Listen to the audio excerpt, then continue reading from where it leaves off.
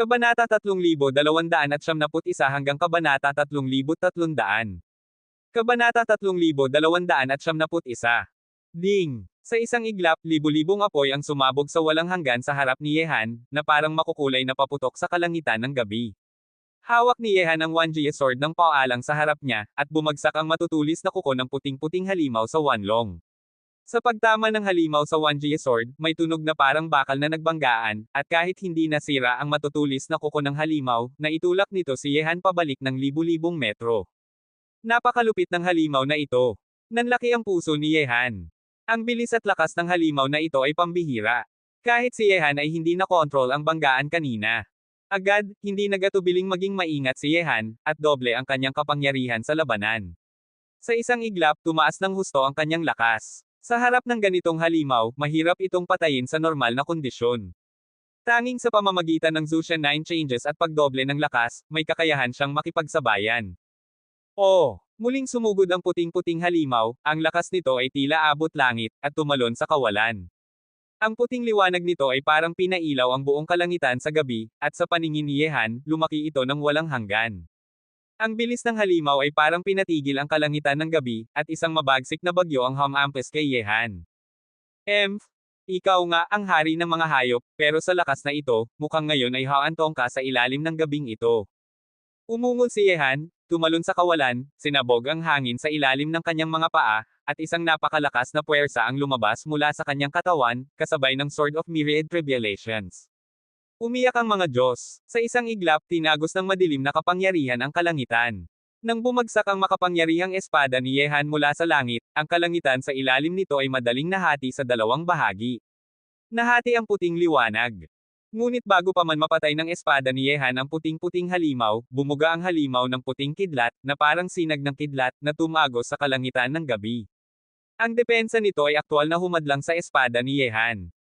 Alam mo, sa sandaling iyon, doble na ang kapangyarihan ni Yehan at ginamit ang kanyang whole card trick, na walang kapantay sa lakas, ngunit kayang hadlangan pa rin ang halimaw na ito. Halimaw na may attribute, at may mutasyong attribute pa. Sa itaas ng kalangitan, umatras si Yehan, nakaala pa ang kanyang kilay, at naisip, kaya pala malakas ang halimaw na ito. Ang bilis at lakas nito ay labis na mabagsik, at ito pala ay halimaw ng attribute at may mutation pa ang puting kidlat, isang bagay na bihira. Lubos na lumampas sa inaasahan ni Yehan ang lakas ng halimaw.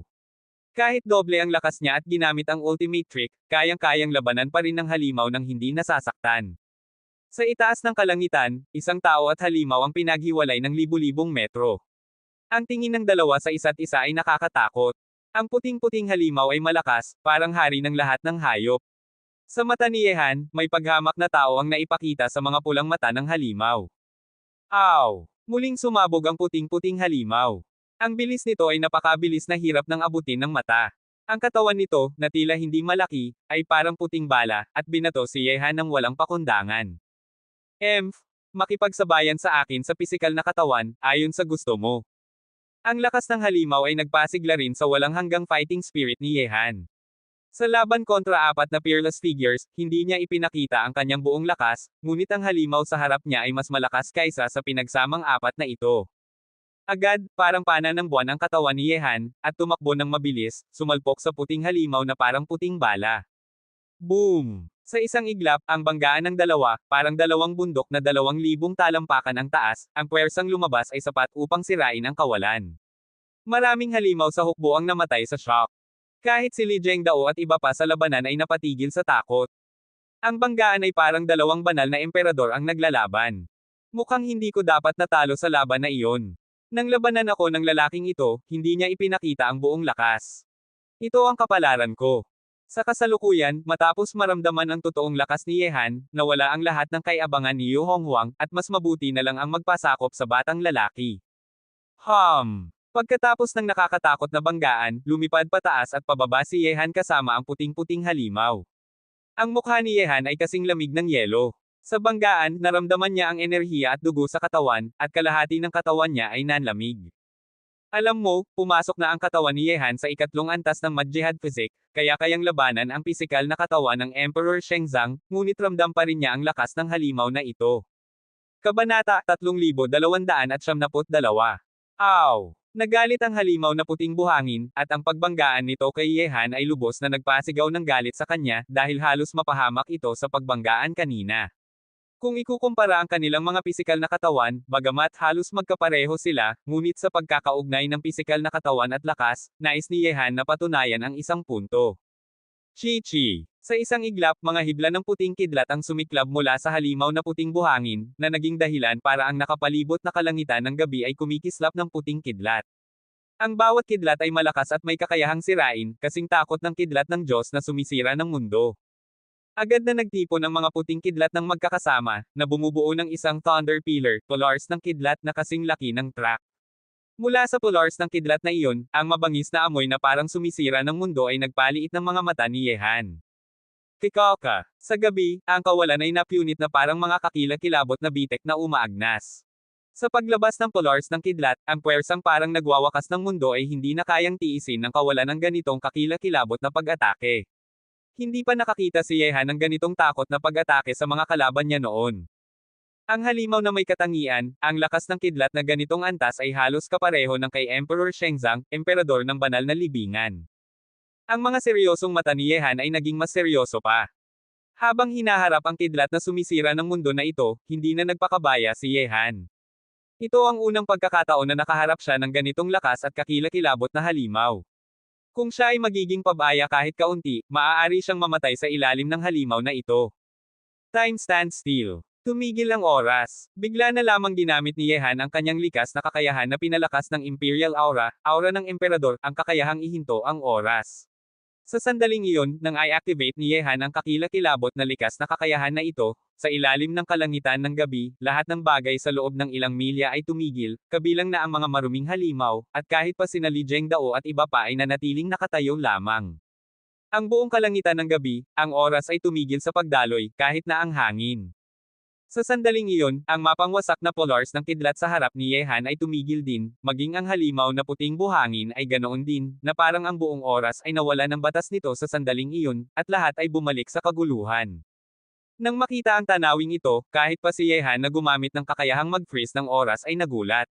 Mula nang mapabuti ang kakayahang mag-freeze ng oras, ito ang unang pagkakataon na ginamit ni Yehan ang kakilakilabot na likas na kakayahan na ito.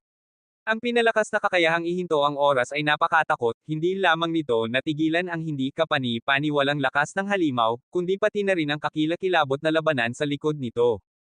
Ang oras ay talagang isa sa mga pinaka-hindi mahuhulang sinaunang lakas sa mundong ito. Lubos na nanginginig ang puso ni Yehan. Ang epekto na dala ng kakayahang ihinto ang oras ay hindi niya inakala noon. Ang lakas ng oras, espasyo, at panahon ay isa sa mga pinakalumang lakas sa mundo, at lahat ay may hindi kapani-paniwalang kakayahan.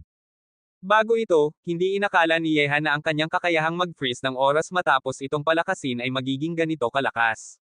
Sa sitwasyong ito, sa kasalukuyang lakas ni Yehan, kung gagamitin niya ang kakilakilabot na kakayahang mag-freeze ng oras na ito, marahil, hindi na problema na patayin ang Emperor Shenzong. Agad na lumakad palabas si Yehan at naglakad patungo sa halimaw na puting buhangin. Sa sandaling iyon, sa ilalim ng kalangitan ng gabi sa loob ng ilang milya, ang tanging taong makagalaw ay si Yehan. Para siyang Diyos na namamahala sa lahat sa ilalim ng kalangitan ng gabi, maaari niyang kontrolin ang buhay at kamatayan ng sinumang tao. Bukod pa rito, ang kakayahang mag-freeze ng oras ni Yehan ay hindi lamang ilang segundo lang. Tanging ang sinumang mas malakas pa sa lakas ni Yehan ang makakabali ng kanyang pagpigil sa oras sa pagitan ng langit at lupa. Siyempre, ang kakilakilabot na kakayahang mag-freeze ng oras ni Yehan ay hindi walang katapusan. Laugh! Ang kakilakilabot na espada ay bumagsak mula sa langit. Ang espada ay tumago sa kalangitan ng gabi at bumagsak sa halimaw na puting buhangin. Nang walang kamalayan na ipagtatanggol ang sarili, ang malakas na halimaw na ito ay agad na bumagsak sa ilalim ng espada ni Yehan, namatay ito sa sandaling iyon, at ang puting buhangin nitong katawan ay napagatahat iyan sa dalawang bahagi. Ang halimaw na puting buhangin ay pinutol ang ulo. Bagamat ang espada ni Yehan ay hindi ang pinakatakot, ngunit sa sandaling iyon, ang halimaw na nakakulong ng kakayahan ng pagtitigil ng oras ay nawalan na ng kamalayan na ipagtatanggol ang sarili, at hindi nito mapigilan ang isang espada ni Yehan. Ngunit, ang kakilakilabot na kakayahang ihinto ang oras ni Yehan ay napakalakas na hindi maipaliwanag. Ang pagtitigil ng oras sa isang kawalan ay isang paraang hindi magagawa kahit ng mga sobrang lakas sa larangan ng Saint Will Emperor, emperador ng banal na gulong. Siyempre, hindi ibig sabihin nito na ang kakayahang mag-freeze ng oras ni Yehan ay makakakulong ng isang sobrang lakas tulad ni Emperor Shenglan. Gayunpaman, ang pagtitigil sa isang kawalan ng oras ay isang kakayahang napakabihirang at bihira na. Ang mahinang hangin sa kalangitan ng gabi, mga halimaw, mga tao, tunog ng labanan, oras, lahat ng bagay sa paligid ng mundo ay tumigil. Matapos putulin ang ulo ng malakas na hari ng mga hayop gamit ang isang espada, unti-unting humina ang pagkabigla sa puso ni Yehan, at sa mundong ito, ang oras na naging static ay parang pinalaya na, at ang oras sa pagitan ng langit at lupa ay muling nagsimulang damaloy at umikot. Wow! Sa isang iglap, sa pagdaan ng oras, muling tumunog ang tunog ng labanan sa mundong ito, ang kawan ng mga hayop ay umuungal, at ang alon ng tunog ay nagagalaw. Kabanata 3273. Ngunit ang oras na tumigil kanina, ang alaala nitong iyon ay hindi kailanman lumitaw sa isipan ng sinuman, at walang alaala ang bawat isa tungkol sa larawang ito sa kanilang mga isip noong sandaling iyon. Siyempre, kahit na ganoon pa man, naramdaman ni Li Zhengdao at iba pa na may kulang sa kanilang mga isipan, malabo, ngunit hindi nila lubos na matindaan. Gayunpaman, matapos maputol ang ulo ng malakas na hari ng mga hayop ni Yehan, ang umaalulong na kawan ng mga hayop ay nawala ng kanilang hari sa sandaling iyon, at biglang naging magulong kaunti. Bagamat nanatili pa rin silang maruming ugali, sila ay parang mga sundalong nawalan ng pinuno, dahan-daang umatras patungo sa kalangitan ng gabi. Matapos putulin ang ulo ng hari ng mga hayop, hindi pinili ni Yehan na patuloy na makialam. Bagamat ang kawan ng mga hayop ay talagang nakakatakot at nagdulot ng presyon kina Li Zhengdao at iba pa, habang mas mapanganib ang labanan, mas nadidagdagan ang potensyal ng isang tao, at mas mabilis silang umuunlad sa labanan. Hindi nagtagal, ang kawan ng mga hayop na umaatake sa santuaryong ito ay unti-unting umatras, at ang buong magulong kalangitan ng gabi ay muling naging tahimik. Bumuga ng hangin ng kaiginhawahan sina Li Zhengdao at iba pang umaatake sa kawan ng mga hayop sa santuaryo. Agad na tumingin ang lahat kay Yehan na nasa labas ng santuwaryo. Mabilis na umatras ang daluyong ng mga hayop, at alam nilang may kinalaman ito sa pagpatay ni Yehan sa hari ng mga hayop.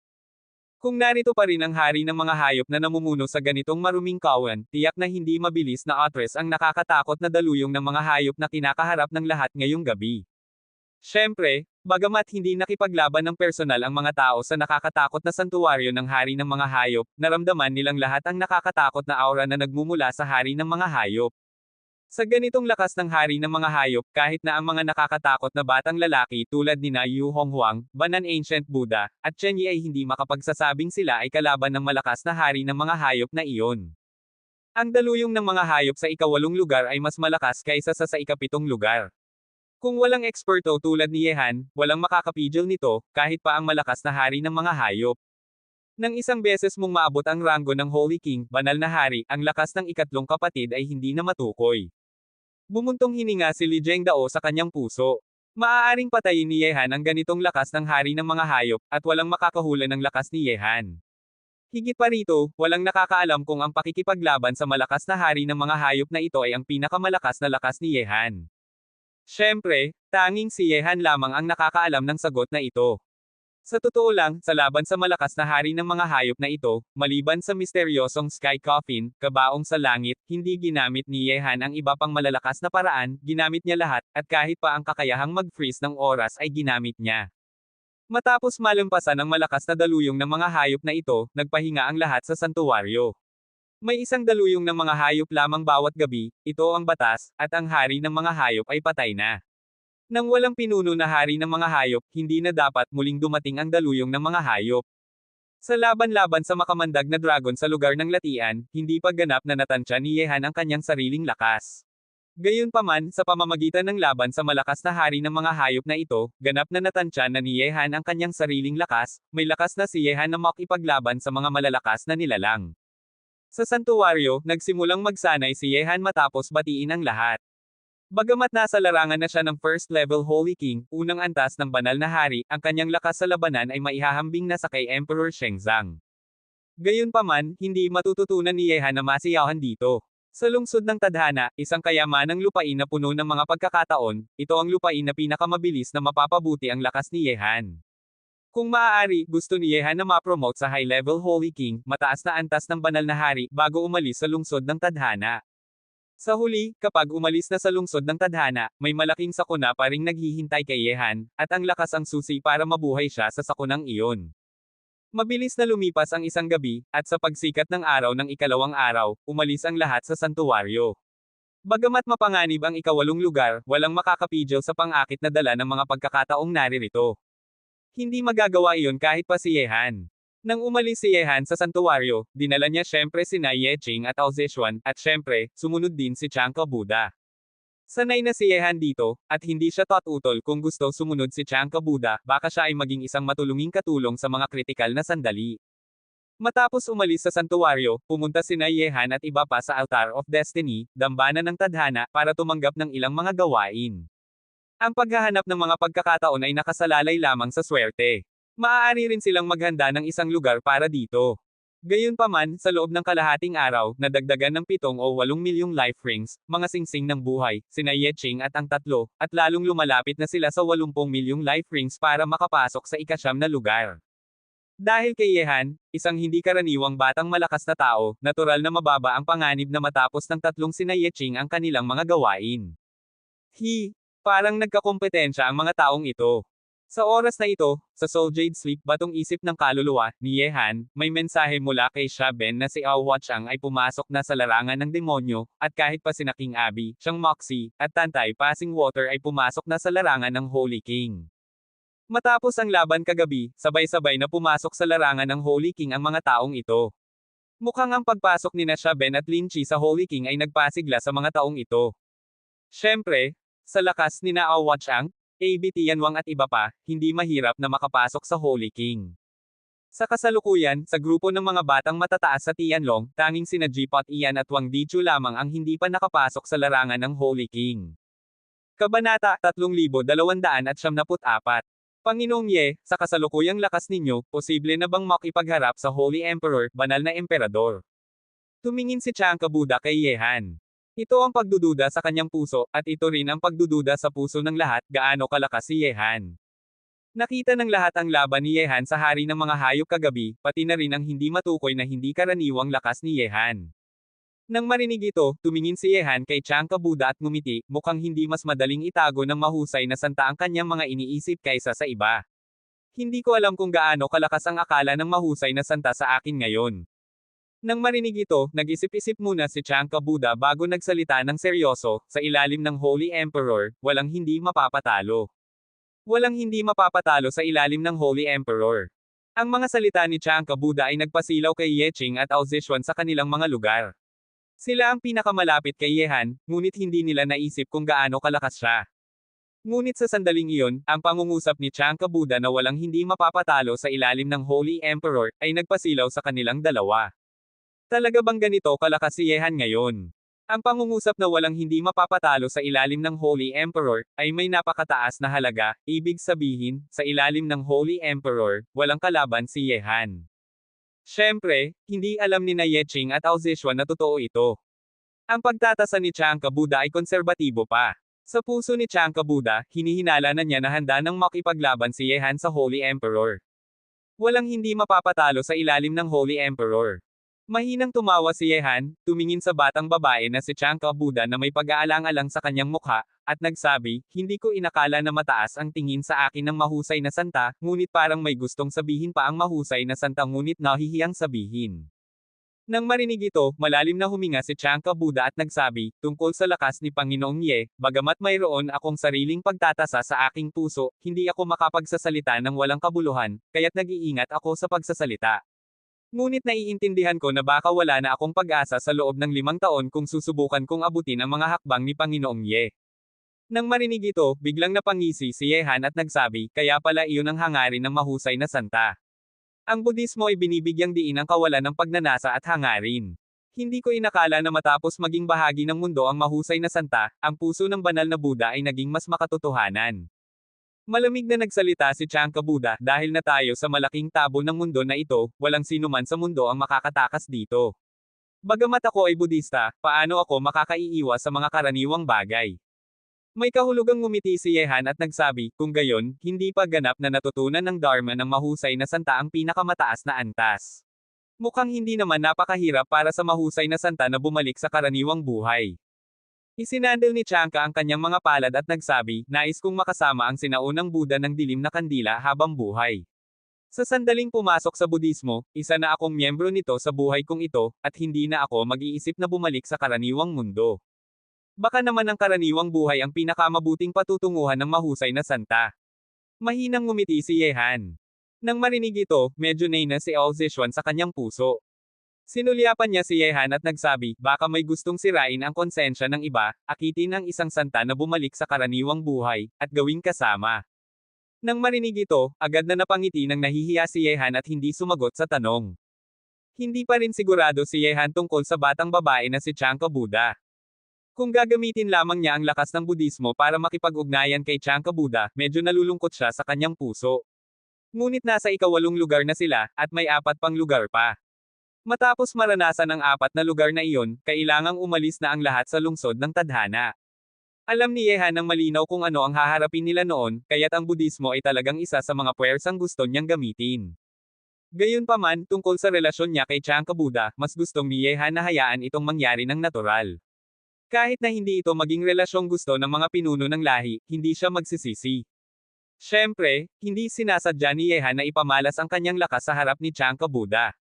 Matapos labanan ng makamandag na dragon at ang hari ng mga hayop, may pangkalahatang pag-unawa na si Yehan sa kanyang sariling lakas.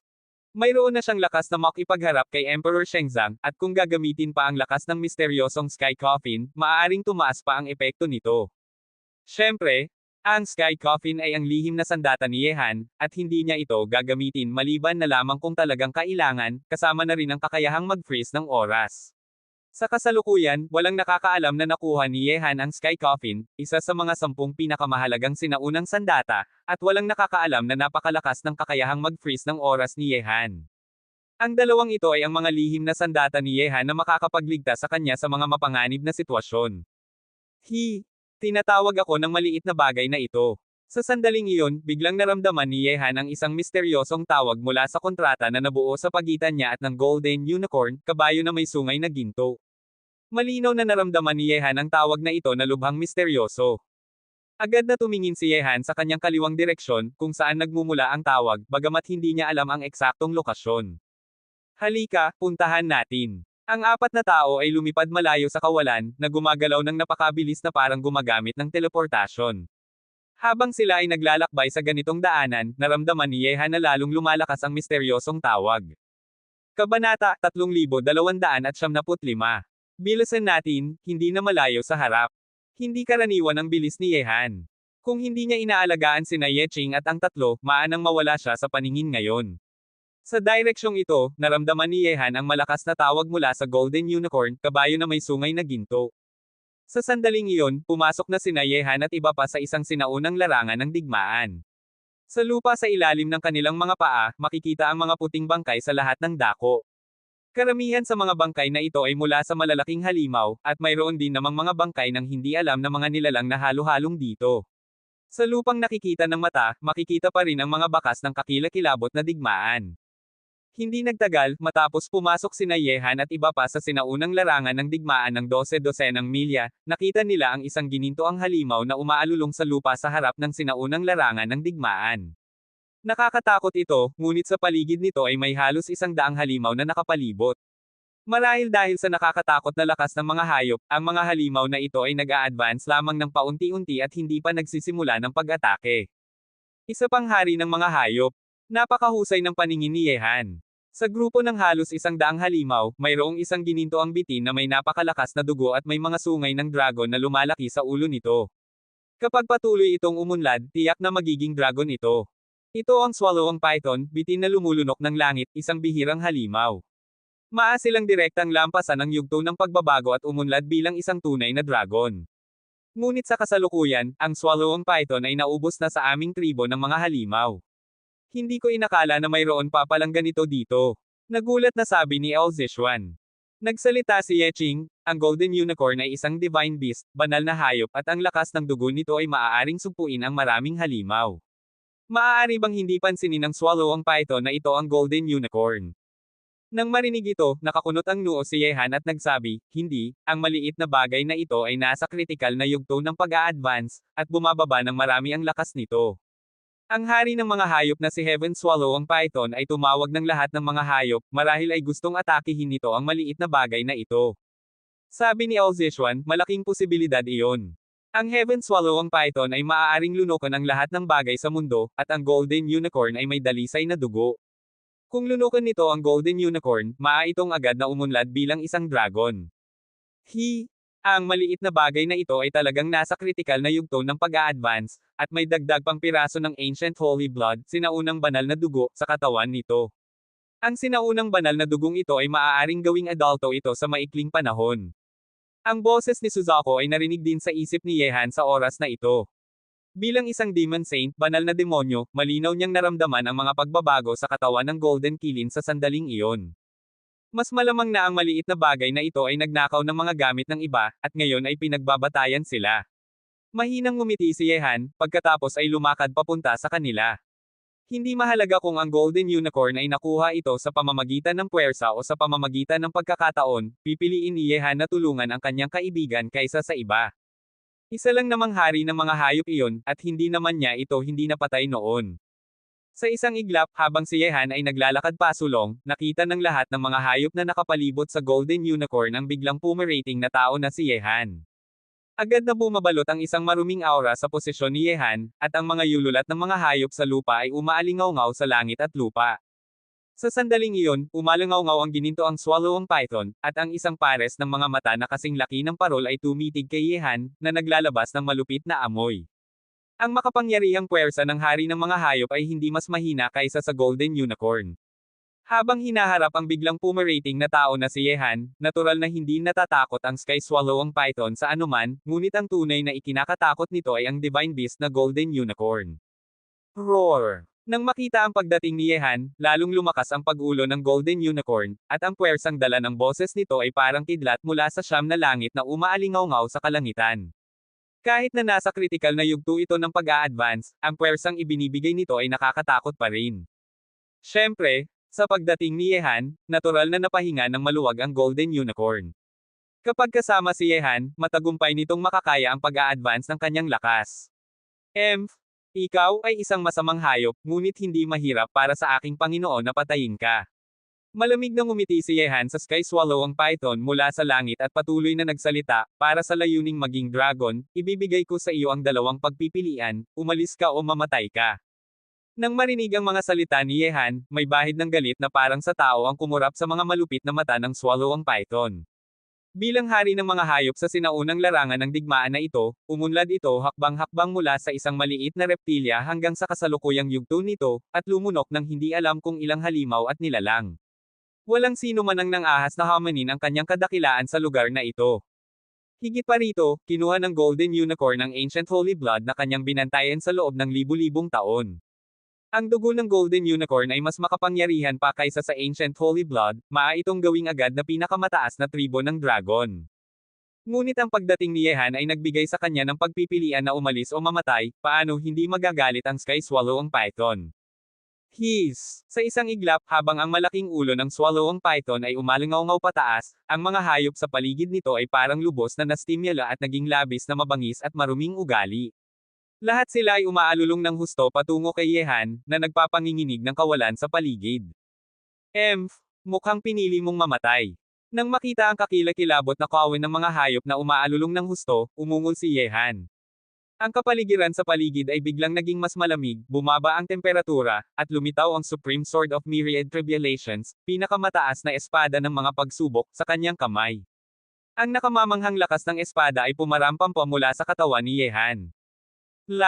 Isang paghakbang ng espada ng paalang, parang isang espada na umaalingaw-ngaw sa kawalan, na tumatagos sa lahat ng pagtutol sa harap at sinisira ito ng walang pigil. Sa sandaling iyon, ang kawin ng mga hayop na umaalulong patungo kay Yehan ay kakilakilabot na pinatay. Habang hinaharap ang ganitong galit na kawin ng mga hayop, sa kasalukuyang lakas ni Yehan, sapat na siya para labanan kahit na hindi niya pinalakas ng 2 beses ang kanyang lakas sa labanan, maliban na lamang kung haharapin niya ang malakas na hari ng mga hayop, kung saan kailangan niyang paluwagin ang kanyang lakas sa labanan ng 2 beses. Walang hindi mapapatalo sa ilalim ng Holy Emperor, talagang nararapat sa pangalang iyon. Kabanata 3296. Sa likuran, malinaw ang mga mata ni Chanka Buddha. Kahit na ang basta-bastang paghakbang ng espada ni Yehan sa sandaling ito ay umabot na sa antas ng high-level Holy King, mataas na antas ng banal na hari. Sa sandaling sumabog ang tunay na lakas nito, sino pa ang makakapigil sa Holy Emperor? Baka kahit na ang mga veteranong high-level Saint King na natigil sa larangan nito sa loob ng daan-daang taon, o kahit libu-libong taon, ay hindi makakapigil sa nakakatakot na batang lalaki sa harap nila. Ang kabilang panig, sa sandaling maging Holy King ay parang isang dragon na umangat sa langit, napakalaki ng pagbabago. Sa isang iglap, sa loob lamang ng ilang hininga, karamihan sa mga hayop na umaalulong patungo kay Yehan ay pinatay na, at mga grupo ng malalaking bangkay ang bumagsak sa lupa, na nagpapanginginig dito. Nang makita ito, lalong lumakas ang galit sa Heaven Swallow ang Python, na parang gustong lunukin si Yehan ng isang kagat. Hindi nito inakala na napakalakas ng tao sa harap nito. Isang paghamon na parang sa tao ang kumurap sa mga mata ng Golden Unicorn. Malakas si Yehan, ngunit kahit na ito ay natatakot sa kanya sa sandaling iyon. Bigla na lamang, ang malaking katawan ng Swallow ang Python ay parang isang dragon na diretso sa langit, at ang gininto ang katawan nito ay parang isang dragon na lumilipad sa ulap at hamog mula sa malayo. Napakalakas nito na walang kapantay. Sa pag-aangat ng gininto ang Sky Swallow ang Python, mabilis na nagkawatak-watek ang mga ulap sa pagitan ng langit at lupa. Parang isang malaking gininto ang bundok, ito ay dumating patungo kay Yehan na walang makatalo sa gitna ng mga galit na hayop. Sa pagbanggang ito, ang lakas ay labis na nakakatakot, kahit pa hindi pa malapit ang Sky Swallow ang Python, naramdaman na ni Yehan ang walang makatalo na mapangwasak na lakas. Baka ang 1,000 talampakan na taas ng bundok ay mapuputol sa ganitong walang makatalo na pagtama. Dahil pinili mong mamatay, hayaan mong ipadala kita sa impyerno. Sa sandaling iyon, sumiklab ang mabangis na lakas mula sa katawan ni Yehan, pinalakas niya ng 2 beses ang kanyang lakas sa labanan. Pinigilan niya ito gamit ang isang palad, at ang mga bakas ng kamay na iyon, na parang isang higanteng palad na sumusuporta sa langit, ay maaaring masira ang buong mundo. Boom! Ang pamana ng martial arts ng Sage ng Monster Clan, banal na nilalang ng tribo ng mga halimaw, seals the sky and seals the earth. Tatoka ng langit at takta ng lupa. Bumagsak ang palad ni Yehan at nagbanggaan sa Heaven Swallow ang Python na galit na dumating. Ang mga alon ng walang katapusang lakas ay nagkalat sa nakapalibot na kawalan. Ang nakakatakot na puwersa ng pagbanggaan ay halos sumabog sa mundo, kahit pa sina Ye Ching at ang 3 babae na naririnig ang tunog ng pagbanggaan mula sa malayo ay napilitang lumayo agad. Ang pagharap ni Yehan at ng Swallow ang Python ay parang labanan ng 2 Holy Emperor. Sa ibabaw ng kawalan, mabilis na umatras si Yehan. Ang Sky Swallow ang Python na ito ay kasing lakas ng Beastmaster na pinatay ni Yehan kagabi. Kung titingnan lamang ang lakas, bagamat makakaya ni Yehan na makipagkompetensya sa Sky Swallow ang Python, ngunit para patayin ito, kailangan niyang gamitin ang kakayahang mag-freeze ng oras. Sayang? Bagamat hindi ka basta-basta, maling layunin ang pinili mo. Hindi nais ni Yehan na patuloy na makipagkulitin sa Swallow ang Python na ito. Habang mas matagal ang pagkaantala, mas maraming posibleng mangyari. Sa ika-8 lugar, ang ganitong matinding pagharap ay malamang na makakuha ng pansin ng ilang mas malalakas na nilalang. Bukod pa rito, ang Golden Unicorn ay kasalukuyang nasa kritikal na sandali ng pag-a-advance, hindi pinapayagan ni Yehan na mangyari ang anumang aksidente. Time stands still. Tumigil ang oras. Sa isang iglap, muli namang ipinakita ni Yehan ang hindi mahuhulang kakayahan na ito. Ang oras sa loob ng ilang milya ng mundo ay tumigil, na naging dahilan para manatiling nakatayo lamang ang 3 babae ni Ye Ching sa malayo. Ang Sky Swallow ang Python, na parang isang estatwa, ay direktang nakakulong sa kawalan. Agad na lumakad palabas si Yehan, at ang Myriad Tribulation Sword ay bumagsak mula sa langit na parang isang sinag ng liwanag, na agad na pinutol ang malaking ulo ng Sky Swallow ang Python. Muli nang tumakbo ang oras, at lahat ng bagay sa mundo ay bumalik sa orihinal nitong estado. Sa sandaling iyon, ang Golden Unicorn ay sumasabog ng nakasisilaw na gininto ang liwanag. Ang gininto ang buhok nito ay mukhang mas malambot, at unti-unting nagbabago ang hugis ng katawan nito. Sa gininto ang katawan nito, may isang malakas na sinaunang aura na kumakalat sa buong mundo. Ano ang nangyari kanina? Muli nang gumaling at patuloy na umiikot ang oras sa pagitan ng langit at lupa, ngunit hindi maintindihan ng 3 babae ni Ye Ching kung paano pinatay ni Yehan ang malakas na Sky Swallow ang Python. Itinigil ni Yehan ang oras ng mundong ito kanina, ngunit paano niya ito pinatay?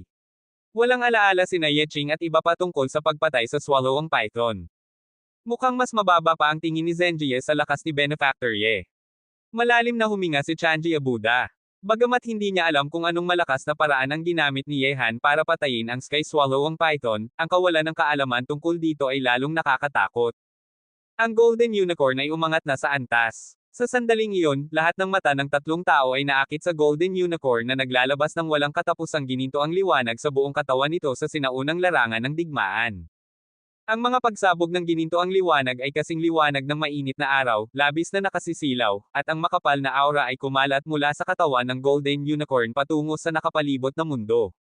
Kahit pa si Yehan ay naramdaman ang presyon mula sa malakas na aura. Bagamat hindi pa naging adulto ang Golden Unicorn, unti-unting lumalapit ito sa direksyong iyon, at nakuha naman ng Golden Unicorn ang Ancient Holy Blood. Sa sandaling matuno nito ang lahat ng epekto ng Ancient Holy Blood, walang alinlangan na makakamit nito ang pagiging adulto. Parang maraming pagkakataon ang nakuha ng maliit na bagay na ito ngayong pagkakataong ito.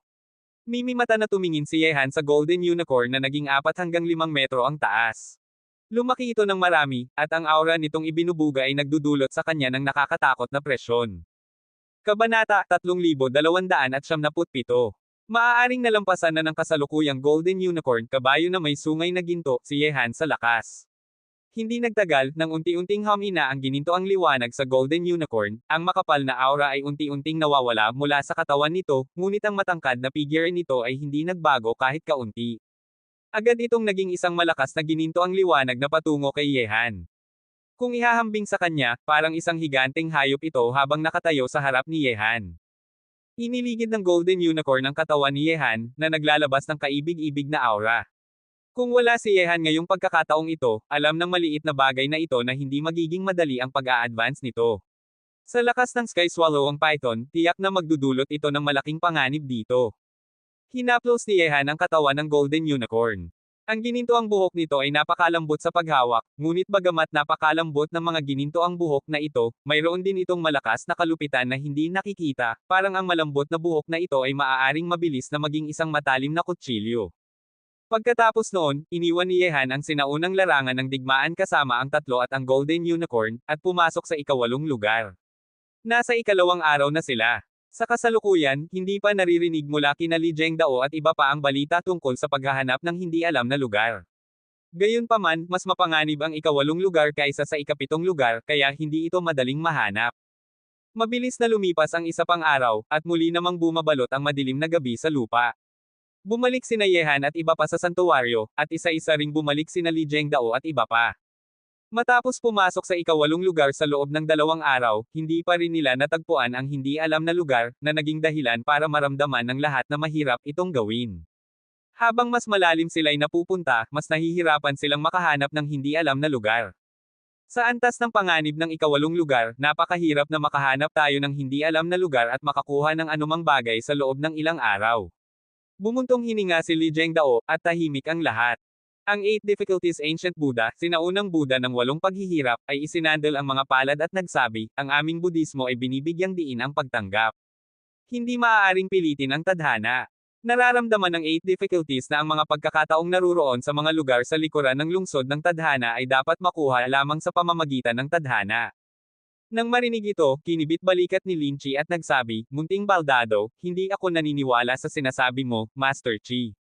Kung hindi dahil sa sobrang panganib ng ika-8 lugar, natagpuan ko na sana ang hindi alam na lugar na ito. Ang panganib sa ika-8 lugar ay talagang nakahahadlang sa ating paghahanap ng mga hindi alam na lugar. Tumingin si Xu Chaoj kay Yehan at nagsabi, gayunpaman, hindi naman mali ang sinasabi ng sinaunang Buddha, hindi maaaring pilitin ang mga pagkakataon. Yehan, dapat na ba nating pahabain ang oras na gagastusin natin sa bawat lugar? Sa mga unang lugar, karaniwang nananatili lamang sila ng 4 na araw bago pumasok sa susunod na lugar. Ngunit matapos pumasok sa ika-8 lugar sa loob ng 2 magkakasunod na araw nang walang anumang nakuha, kailangang nilang pahabain ang oras para makuha hanggat maaari ang mga pagkakataong naruroon sa ika-8 lugar. Nang marinig ito, tumingin si Yehan kay Yu Honghuang na tahimik sa sulok at nagsabi, Yu Honghuang, ano sa palagay mo? Hindi inakala ni Yu Honghuang na tatanungin siya ni Yehan ang kanyang opinyon.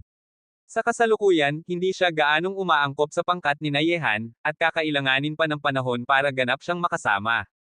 Agad nang umisi si Yu Honghuang at ngumiti ng mahirap, dapat ba nating ibigay din ang kaunting bahagi sa mga taong nasa likuran? May 4 pang lugar sa likuran. Narinig ko na habang mas malalim kay napupunta, mas malakas ang mga pagkakataong naroroon, at mayroon pang araw na banal na lugar ang Temple of Destiny, Templo ng Tadhana. Bakit natin limitahan ang ating mga mata sa kasalukuyan? Ang mga pagkakataong naroroon sa ika-11 at ika-12 lugar ay mas malakas pa, hindi ba mas mabuti kung makakapasok tayo sa Temple of Destiny? Sabi ni Yehan, sumasang-ayon ako sa mga iniisip ni Yu Honghuang. Dapat tayong tumutok sa ika-12 lugar o kahit sa Temple of Destiny. Hindi maaaring pantayan ng mga pagkakataong makukuha natin sa ibang lugar ang mga makukuha natin sa Temple of Destiny. Hindi ba mas mabuti kung makakapasok tayo sa Temple of Destiny bago sila? Nang marinig ang mga salita ni Yehan, bagamat tahimik ang lahat, kinakalkula naman nila ang makuha at mawawala. Hindi may kakaila na ang Temple of Destiny ay isang malaking pang-akit para sa lahat. Doon, maaaring baguhin ang tadhana ng isang tao, kahit na ang mga taong ordinaryo ang talino ay maaaring maging napakabihirang. Siyempre, kakaunti lamang ang nakakapasok sa Temple of Destiny, kaya makikita na hindi ito madaling pasukin. Kung gayon, sundin na lang natin ang ating dating plano at mag-explore ulit bukas. Kung wala pa rin tayong makuha, magsisimula na tayong maghanda para pumasok sa ika-9 na lugar, malapit na ring pumasok sa lugar na ito ang mga tao ng 4 na tribo. Malakas na sabi ni Li Zhengdao, at walang nagsalita ng tutol. Ngayong gabi, muli namang dumating ang kawan ng mga hayop, at may malakas na hari ng mga hayop na namumuno sa pag-atake sa santuwaryo. Ngunit dahil naroon sina Yehan at ang na-advance na Golden Unicorn, madali nilang nalampasan ang daluyong ng mga hayop na ito. Noong ikatlong araw, patuloy na naghanap ang lahat ng hindi alam na lugar. Sa pagsisikap ng lahat, sa wakas ay natagpuan nila ang isang hindi alam na lugar sa ika-8 lugar, ngunit iyon lang ang natagpuan nila, at unti-unting pumasok na rin sa lugar na ito ang mga tao ng 4 na tribo. Noong ika-4 na araw, ang mga puwersa sa panig ni Yehan ay naghanda ng lahat para pumasok sa ika-9 na lugar. Pumunta sila sa Altar of Destiny, dambana ng tadhana, para tumanggap ng mga gawain at mapabuti ang kanilang mga life rings, mga singsing ng buhay. Sa loob ng halos isang araw, marami sa pangkat ni Yehan ang nakamit na ang kwalifikasyon para pumasok sa ika-9 na lugar. Hindi na nanatili pa si Yehan sa ika-8 lugar, matapos makumplito ang huling gawain, pumasok na siya sa ika-9 na lugar. Mabilis naman sila, pumasok pa lang kami sa ika-8 lugar, pupunta na sila sa ika-9 na lugar. Tahimik ang mukha ng unang emperador, nakatayo sa kawalan at tumitingin sa langit.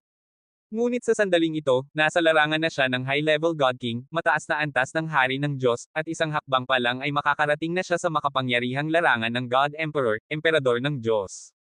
Sa lungsod ng tadhana, ang bawat isa ay may sariling mga pagkakataon, ngunit ang mga pagkakataong ito ay maaaring malakas o mahina. Mayroong sariling mga pagkakataon si Yehan, pati na rin ang unang emperador, Kang Tianzan, Wang Chuyi, Prinsipe Basia, at iba pa.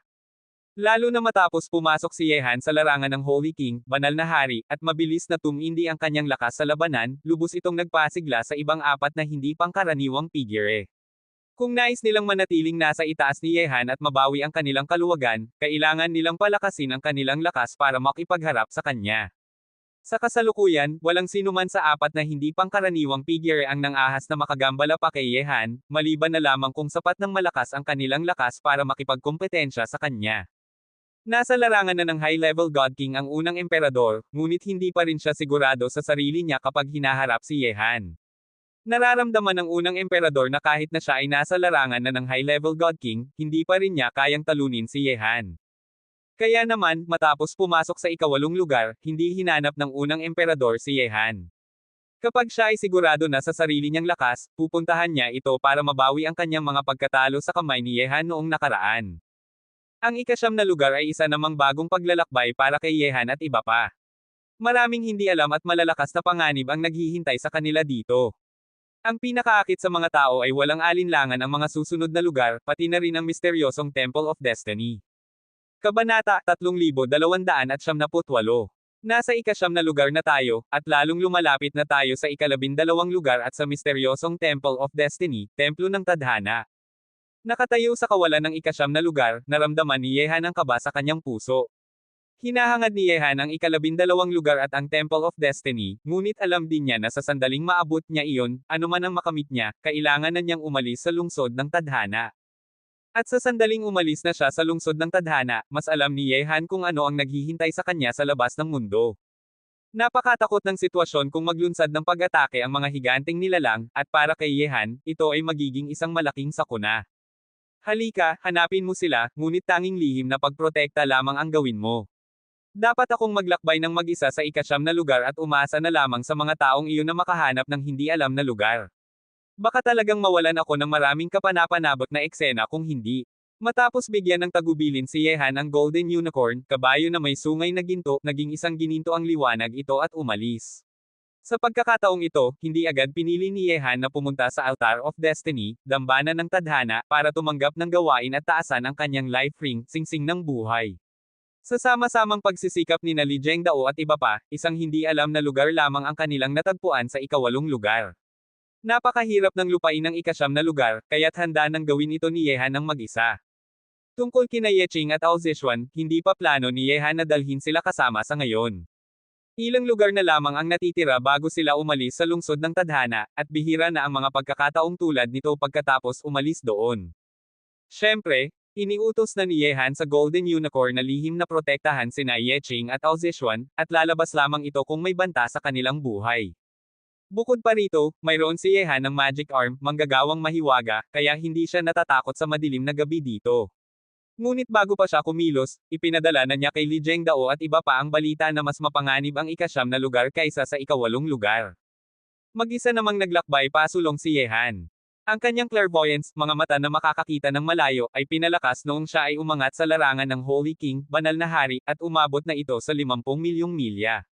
Sa sakop na ito, walang bagay na hindi niya makikita, maging sa langit man o sa lupa. Gayunpaman, sa pamamagitan ng kanyang paningin na kayang makita ng libu-libong milya, unti-unting natuklasan niya kung gaano kaitikot ang ikasyam na lugar. May hindi bababa sa 100 halimaw na kasing lakas ng Sky Swallow ang python, bitin na lumulunok ng langit at ang ilan pa ay mas malakas pa. Mayroon din namang ilang dayuhang nilalang na mas malakas kaysa sa mga halimaw na ito na gumagala sa ikasyam na lugar, naghahanap ng angkop na biktima o naghihintay na lamang na dumating ito. Matapos makita ito, hindi na nagpakabaya si Yehan. Bagamat sumabog ang kanyang lakas sa labanan at hindi karaniwan ito, naramdaman pa rin niya ang banta mula sa ilang halimaw at dayuhang nilalang. Siyempre, mayroon siyang malakas na kasangkapan na ang clairvoyance. Hindi lamang niya nakuha ng maraming elixir, prutas, at mahiwagang sandata sa kanyang paglalakbay, kundi nagawang din niyang iwasan ang ilang malalakas na panganib. Kung wala ang paunang pagtuklas ng mga panganib na ito sa pamamagitan ng kanyang clairvoyance, malamang na direktang makatagpo siya ng mga halimaw at malalakas na dayuhang nilalang. Hindi nakakagulat na napakahirap hanapin ang hindi alam na lugar. Sa mga panganib na ito, napakahirap ng mabuhay, paano pa kaya makahanap ng hindi alam na lugar? Iniisip ito ni Yehan sa kanyang sarili. Matapos mismo niyang maghanap, naramdaman niya kung gaano kahirap makahanap ng mga hindi alam na lugar. Siyempre, ang mga panganib na ito ay para lamang sa ibang tao. Mayroon si Yehan ng clairvoyance kaya maaari niyang maunang iwasan ang mga panganib na ito, kaya mas madali para sa kanya. May nakuha tayo. Sa oras na ito, sa pamamagitan ng kanyang paningin na kayang makita ng malayo, biglang natuklasan ni Yehan ang isang malakas na hadlang sa isang labis na malamig na lugar. Kung mayroong hadlang, ibig sabihin ay mayroong hindi alam na lugar doon. Agad na diretso si Yehan sa nagyayelong lugar na iyon, at mga 10 minuto pa ay nakarating na siya doon. Dito, pinagtagpo ng yelo ang langit at lupa. Malalaking bahagi ng glacier ang nasa lupa, at napakalamig ng temperatura sa hangin. Kahit na sa ilalim ng mga ulap, may mga iskultura ng yelo na nakabitin pababa na parang matatalim na espada. Ito ay isang bihirang tanawin na napakatakot na mahirap ilarawan sa mga salita. Kahit pa si Yehan na nakatayo sa mundo ng glacier na ito ay nabigla at namangha. Ang mundo ng glacier na ito ay parang isang larawan, perpekto at walang kapintasan. Sa mundo ng glacier na ito, mayroong malalakas na batas ng yelo. Dahil sa pagkakaroon ng mga batas ng yelong ito, ang lugar na ito ay napaka-perpekto at hindi nagbabago. Iniisip ito ni Yehan sa kanyang sarili, pagkatapos ay lumapag siya sa gitna ng mundo ng glacier. Sa harap ni Yehan ay isang pasukan ng yelong kuweba na may 10 metro ang taas, na may malakas na hadlang na pumipigil sa anumang lakas. Hindi ko alam kung kumusta na ngayon ang batang babae sa lila na damit. Habang nararamdaman ang makapal na batas ng yelo sa pagitan ng langit at lupa, hindi napigilan ni Yehan na isipin si Ziyi na umalis na sa lungsod ng tadhana. Agad na ginamit ni Yehan ang kanyang magic arm para buksan ang hadlang sa pasukan ng yelong kuweba, at pumasok siya doon. Hindi nagtagal, natuklasan ni Yehan na sa ilalim ng malaking glacier na ito ay may isang marangyang yelong palasyo sa ilalim ng lupa. Maraming maliwanag na night pearl, perlas ng gabi, ang nakausli sa mga dingding ng palasyo ng yelo, na nagbibigay liwanag sa buong palasyo na parang isang palasyo na gawa sa yelo, maganda at marangya.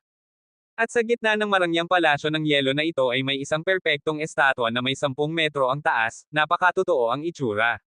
Ito ay isang perpektong diyosa na may magandang mukha at proporsyon ng katawan na walang kapintasan.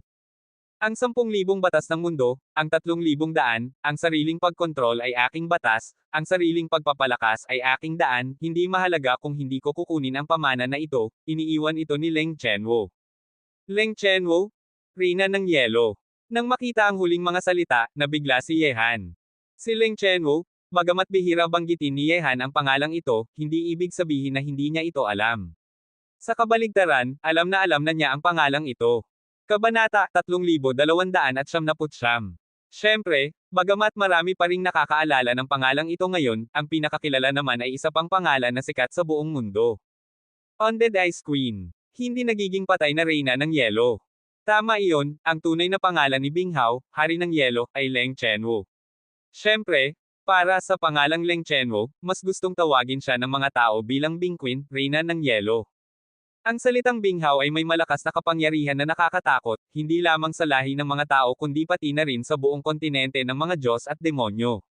Kilala ang kanyang prestihiyo ng lahat at sikat sa buong mundo, isa siyang hindi pangkaraniwang henyo na naging sikat bago pa ang 3 dakilang master ng espada. Sa kasalukuyang kontinente ng mga Diyos at demonyo, maliban sa mga higanteng nilalang ng mga iba't ibang lahi, ang Ice Queen ang pinakamalakas na nilalang. Kahit na ang mga nakakatakot na makapangyarihang tao tulad ng 3 dakilang master ng espada ng lahi ng mga tao ay hindi makakatalo sa Ice Queen na naging sikat na sa loob ng maraming taon. Kapag binanggit ang 3 salitang Leng Chenwo, maliban sa mga mas matandang henerasyon, marahil ay kakaunti na ang nakakaalam kung sino ito ngayon. Ngunit kapag binanggit ang 2 salitang Binghao, nagigimbal ang buong mundo. Sa sandaling iyon, sa ilalim ng malaking glacier na ito, sa ilalim ng lupa sa palasyo ng yelo, tabi ng perpektong estatwa ng Diyosa ay may ganitong linya ng mga salita. Ang 10,000 batas ng mundo, ang 3,000 daan, ang sariling pagkontrol ay aking batas, ang sariling pagpapalakas ay aking daan, hindi mahalaga kung hindi ko kukunin ang pamana na ito. Ulit-ulit ito ni Yehan. Ang mga salitang ito ay parang mapagmataas, ngunit talagang naglalaman ng walang kapantay na pagtitiwala sa sarili. May 10,000 batas sa mundo, 3,000 daan, ang sariling pagkontrol ay aking batas, at ang sariling pagpapalakas ay aking daan. Ang pangungusap na ito ay nangangahulugang may 10,000 paraan sa mundo, at sa gitna ng 3,000 daan, tanging ang paraang iyong pinag-aaralan ang siyang sarili mong batas. At sa 3,000 daan, tanging ang paraang iyong kinokontrol ang siyang sarili mong daan. At ang ipinapamana sa iba ay palaging pag-aari ng iba, hindi ito ang lakas na iyong nakamit ng hakbang-hakbang. Sa ganitong paraan, bagamat maaari kang makakuha ng malakas na lakas sa maikling panahon, mahirap pa ring malampasan ang sarili mong kakayahan. Matapos makita ang pamana na iniwan noong unang panahon, matapang na nalampasan ng Bing Queen ang kanyang matinding pagnanasa, hindi kinuha ang pamana na ito, at umalis na lamang. Makikita na ang Bing Queen na sikat sa buong mundo ay nais lamang umasa sa sarili sa paraang kanyang tatahakin. Kahit pa ito ay malakas na pamana na iniwan ng mga sikat na tao noong unang panahon, hindi niya ito titingnan pa ng 2 beses. Ang ganitong lakas ng determinasyon at pagtitiwala sa sarili ay nagpabigla kay Yehan nang makita niya ang pangungusap na ito. Kung ikukumpara sa mga dating bayani, alam ni Yehan na hindi pa siya kasing husay sa ganitong aspeto. Ako, si Yehan, ay nahihiya sa sarili ko para sa lakas ng loob ng dakilang reyna ng yelo, karapat-dapat siya sa kanyang karangalan. Hindi siya nalinlang kahit kaunti ng malakas na pamana na iniwan ng mga makapangyarihang tao noong unang panahon. Pinapanatili niya ang kanyang paniniwala at puso. Bulong-bulong ito ni Yehan, na may paggalang sa kanyang puso. Hindi na ito ang unang pagkakataon na makatagpo siya ng mga bakas ni Binghao, at walang sinuman sa mundo ang hindi hinahangaan ang sikat na makapangyarihang babae na ito. Sa kasalukuyang panahon, kahit pa si Kang Tianzan sa gitna ng 5 hindi pangkaraniwang figure ay mahirap makipagkompetensya sa napakagaling na naunang henerasyong ito sa maraming aspeto, lalo na sa lakas ng loob. Siyempre, ang pag-iiwan ng mensahe ni Ice Queen sa ilalim ng Ice Palace ay nangangahulugang narito na rin siya dati, at may mga bakas siya na iniwan sa Ice Palace na ito. Noong nasa mundo pa siya ng lahi ng mga tao, hindi nakalimutan ni Yehan ang pamana na iniwan ng Ice Queen. Dahil dito, nag-aral din si Yehan ng lakas ng yelo at nakuha ang bagay na iniwan ng Ice Queen. Itinatago ito ni Yehan dahil sinabi ng Reyna ng Yelo na mayroon itong gamit na makakatulong sa kanya na makita siya sa hinaharap. Agad na binalik ni Yehan ang kanyang pag-iisip at tumingin sa perpektong estatwa ng Diyosa. Nakapaglaban ng Ice Queen sa pang-akit at nakapagtanggi sa pamana ng unang panahon dito, ngunit hindi kayang gawin iyon ni Yehan. Bagamat maaaring hindi gaanong kapaki-pakinabang ang pamana na ito para sa kanya, tiyak na makakatulong ito sa Tianlong. Pagkatapos noon, binuhat ng kamalayan ni Yehan ang perpektong estatwa ng Diyosa, at sa isang iglap, malalaking alon ng impormasyon ang pumasok sa kanyang isip na parang tubig baha. Ang langit at lupa ay may dalawang uri ng hangin, ang isang uri ay bumubuo sa langit, ang isa pa ay bumubuo sa lupa, at ang dalawang uri ay pinagsasama para mabuo ang universo. Matapos tanggapin ang pamana sa estatwa ng pamana, unti-unting binuksan ni Yehan ang kanyang mga mata. Kasabay nito, nalaman din niya kung sino ang may-ari ng estatwa ng pamana. Noong unang panahon, may tatlong dakilang reyna na walang kapantay ang kagandahan at lakas, at nasa harap niya ang Ice Emperor, emperador ng yelo, sa gitna ng tatlong reyna. Habang nakikita ang perpektong estatwa ng pamana na unti-unting nawawala sa palasyo ng yelo, naramdaman ni Yehan ang kalungkutan sa kanyang puso. Kung ang ganitong perpektong babae ay nabubuhay pa, gaano kaganda at walang kapantay siya sa mundo. Sayang, ang mga tao ng susunod na henerasyon ay makakakita lamang ng mukha ng estatwa na ito at wala ng pagkakataong makita ang kanyang hindi pangkaraniwang kagandahan. Bumuntong hininga si Yehan sa kanyang puso, pagkatapos ay umalis na sa marangyang palasyo ng yelo nang walang anumang pagsisisi. Sa ilalim ng malaking glacier na ito, tanging ang pamana na iniwan ng Ice Emperor noong unang panahon ang naroon at wala nang iba pa. Kabanata 3300. Matapos umalis sa palasyo ng yelo sa ilalim ng lupa, patuloy na naghanap si Yehan ng iba pang hindi alam na lugar sa ika-9 na Distrito 5. Alam niyang hindi iyon ang tanging hindi alam na lugar doon. Ngunit dahil mabilis siyang nakahanap nito, makikita na mas mabilis siyang makahanap gamit ang kanyang clairvoyance, mga mata na makakakita ng malayo, kaysa sa sama-samang paghahanap ni Li Zhengdao at iba pa. Hindi nagtagal, habang si Yehan ay naghahanap ng iba't ibang pagkakataon, unti-unting lumalim na ang dilim sa kalangitan. Sa paglulubog ng dilim, isang napakalaking puwersa ng mga sinaunang Diyos at demonyo ang bumaba sa madilim na hangin. Narito na naman. Tumangala si Yehan sa madilim na kalangitan. Ito ang unang gabi na naranasan niya matapos pumasok sa ika-9 na Distrito 5. Ngayong muli nang dumating ang puwersa ng mga sinaunang Diyos at demonyo at dumating na ang gabi, hindi na siya magpapatuloy sa paghahanap ng mga hindi alam na lugar. Sa ilalim ng takip ng gabi, bibilangin na lang niya ang pagpapalakas ng kanyang demonic arm, manggagawang demonyo. Sa huli, ang puwersa ng mga sinaunang Diyos at demonyo ay naruroon lamang sa huling ilang lugar ng lungsod ng tadhana. Hindi niya ito papalampasan, kapag umalis na siya sa lungsod, mawawalan na siya ng ganitong pagkakataon, at liliit pa ang lakas ng kanyang demonic arm. Pagkatapos noon, naghanap si Yehan ng isang nakatagong lugar. Matapos makumpirma na walang panganib, tahimik niyang tinanggap ang puwersa ng mga sinaunang Diyos at demonyo mula sa kalangitan na patuloy na dumadaloy sa kanyang demonic arm. Siyempre, bago pa ito, ipinadala na niya ang impormasyon kina Li Zhengdao at iba pa para tiyakin na nakapasok na ang lahat sa santuwaryo, kabilang na sina Ye Qing at Ao Zishuan. Bagamat lalabas ang malakas na kawin ng mga hayop kapag dumating ang gabi, ngunit na-advance na ang Golden Unicorn at mas malakas pa ang lakas nito kaysa kay Yehan ngayon. Kasama pa rito si Yu Honghuang na malakas din, kaya hindi dapat masyadong malaki ang panganib. At kahit na may panganib, siguradong magpapadala sila ng mensahe kay Yehan. Gayunpaman, hindi nagtagal matapos siyang maupo nang nakatali ang mga paa, isang malabo na figure ang lumalapit sa kanyang posisyon mula sa madilim na lugar na hindi kalayuan. Sino ka? Nagulat si Yehan. Sa gabi na puno ng nakakatakot na puwersa ng mga sinaunang Diyos at demonyo, bukod sa kanya at sa Golden Unicorn, sino pa ang may kakayahang makalabas? Napakatakot at marahas ng puwersa ng mga sinaunang Diyos at demonyo sa lungsod ng tadhana. Sa kasalukuyan, alam niya lamang na bukod sa kanya, tanging ang Golden Unicorn lang ang hindi natatakot sa paglusot nito. Para sa iba pa, kahit na ang ibang apat na hindi pangkaraniwang figure, ay hindi nang ahas na malantad sa gabi at napipilitang pumasok sa santuwaryo. At sa lungsod ng tadhana, bukod sa kanya at sa Golden Unicorn, kung mayroong iba pang hindi natatakot sa ganitong puwersa, marahil ay tanging ang mga hindi alam na nilalang lamang. Siyempre, hindi pa alam kung talagang hindi natatakot ang mga hindi alam na nilalang, at ang taong paparating ngayong gabi ay hindi naman isa sa kanila. Kaya naman, sino nga ba ito? Dahan daw ang tumayo si Yehan.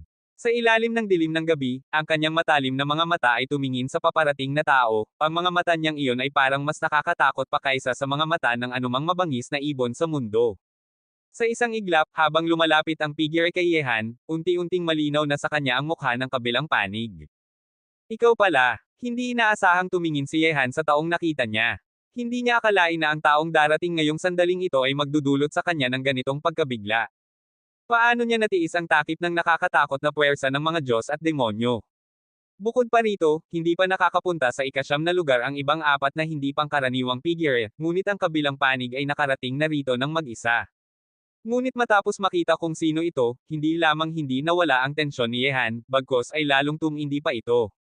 Ang kakayahang tumayo ng buo at walang anumang problema sa dilim ng gabi ay sapat ng patunay na mas mahirap nang harapin ang kabilang panig kaysa dati.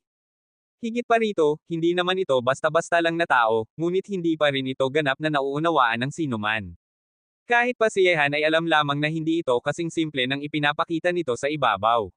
Ngayong lumitaw ito ng mag-isa sa ikasyam na lugar at hindi natatakot sa puwersa ng mga sinaunang Diyos at demonyo, lalong nagpapakita na hindi ito basta-basta. Hehe, mukhang talagang nagulat si Ye Chanzan sa aking pagdating. Pumunta ako rito nang hindi inaanyayahan, sana ay hindi ka masisiraan ng loob, Ye Chanzan. Ang babae ay nakasuot ng itim na damit, payat ang pangangatawan, at maganda ang mukha. Kapag siya ay ngumingiti at pinipiga ang kanyang mga labi, ang kanyang mga bilugang pisngi ay mukhang napakabango. Nang marinig ito, malamig na tumawa si Yehan at nagsabi, dahil pumunta ka rito nang hindi inaanyayahan, mukhang may plano ka namang gawin, babae. Ngunit madilim na ang gabi at maangin pa, at ikaw lang ang babae at ako lang ang lalaki dito, hindi ka ba natatakot na mangyari ang isang bagay?